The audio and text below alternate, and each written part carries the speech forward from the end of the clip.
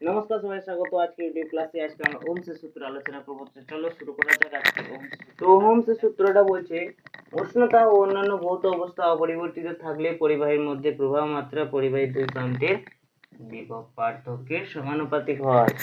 তো কি বলছে, এটা একটা পরিবাহী, এটা রেজিস্ট্যান্স, আর এখানে কারেন্ট আই ফ্লো করছে, এখানে ভিএ আর ভিবি হচ্ছে দুটো পয়েন্টের মধ্যে ভোল্টেজ। এবারে বলছে ভি ভ্যারিস আই, মানে বলছে উষ্ণতা অন্যান্য ভৌত অবস্থা অপরিবর্তিত, মানে পদার্থটা একই, পরিবাহীটা একই জিনিস দিয়ে তৈরি।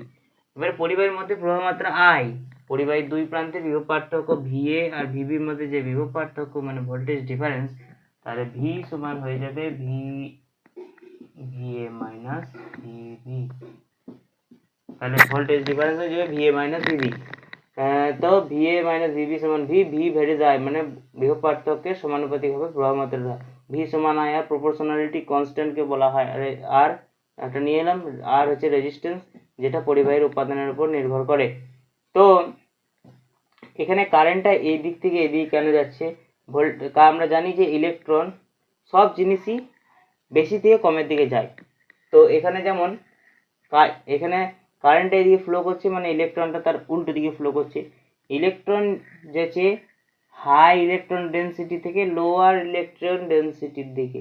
হায়ার ইলেকট্রন ডেন্সিটি হয়ে যাবে কম বিভব, আর লোয়ার ইলেকট্রন ডেন্সিটি হয়ে যাবে হাই বিভব, বেশি ভোল্টেজ।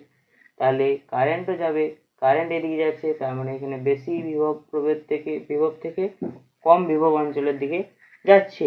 তো এই ছিল ওহমসের সূত্র। তো ভিডিওটা ভালো লাগলে একটা লাইক করে দাও আর চ্যানেলটাকে শেয়ার করে দাও, যাতে তোমাদের অন্য বন্ধুরাও উপকৃত হয়।